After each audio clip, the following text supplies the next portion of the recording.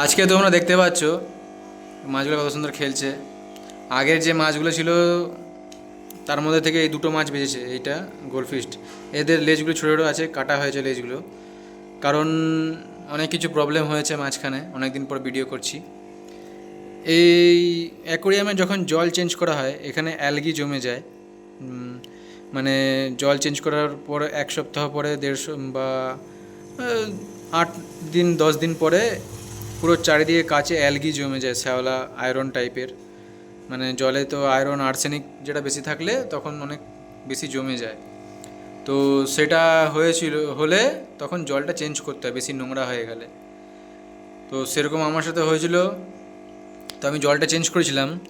তো জল চেঞ্জ করার পরে মাছেদের একটা ওষুধ দিতে হয়, মেডিসিন। এটা এই যে এই মেডিসিনটা, এটা দিতে হয় মাছেদের। তো এটা জলের মধ্যে, আমার যেহেতু এটা 1 ফুট বাই 8 ইঞ্চি অ্যাকোরিয়াম আছে, তো সেই কারণে বেশি নয়। এই এই যে ঢাকনাটা আছে, এই ঢাকনাটার একদম অল্প, জাস্ট 2 ফোঁটা দিতে হয়। তো একদিন হঠাৎ, মানে প্রায় আজ থেকে 1 সপ্তাহ আগে, হঠাৎ করে কী যেন মনে হয়েছিল আমার জানি না, আমি 1-2 ফোঁটার জায়গায় আমি মিনিমাম 10 ফোঁটা দিয়ে দিয়েছিলাম। 10 ফোঁটা, মানে ভাবতে পারছো, ডবলের থেকেও বেশি। যার কারণে সমস্ত মাছ মরে যায়, কারণ এগুলো তো কেমিক্যাল, এগুলো হচ্ছে কেমিক্যাল জলে হচ্ছে।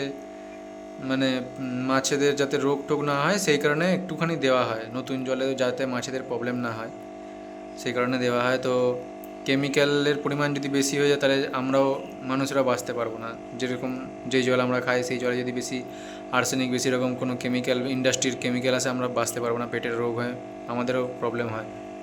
তো সেই কারণেই মাছগুলো সব মরে যায়। তো তার মধ্যে এই দুটি গোল্ডফিশ বেঁচেছিল, এ আর এই দুজন। তো বেঁচেছিল বলতে তাও এদের লেজগুলো পুরো ড্যামেজ হয়ে গেছিলো, ঘায়ের মতো হয়ে গেছিলো পুরো। লেজগুলো অনেক বড় বড় ছিল, এত বড় বড় লেজ ছিল, 1.5-2 ইঞ্চির মতো লেজ ছিল।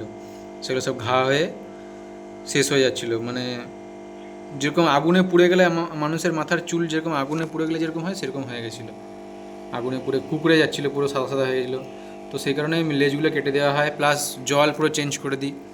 পুরো পচে গিয়েছিলো মাছগুলো মরে।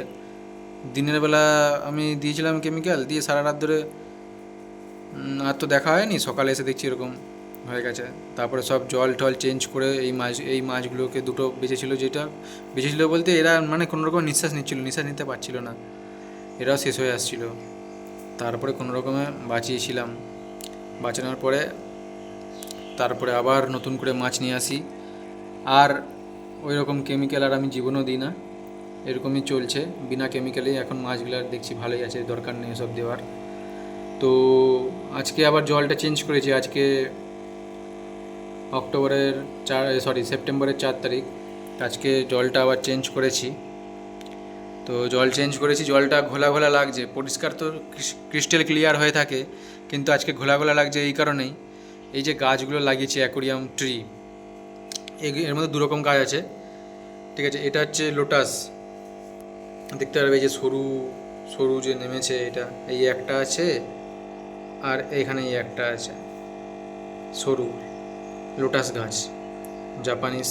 মানে এই একটার মধ্যে বিভিন্ন কালারের ফুল হবে, পদ্ম ফুল, জল পদ্ম। তাছাড়া এমনি এগুলো ঘাস টাইপের আছে অ্যাকোরিয়ামে, অক্সিজেনের লেভেলটা মানে ঠিকঠাক রাখে, প্লাস জলটাকে পরিষ্কার রাখে। তো এগুলো এখনও সবে হচ্ছে, এখনও পুরোপুরি হয়নি। এগুলো বড় হচ্ছে, 1 সপ্তাহ হলো এতটা বড় হয়েছে।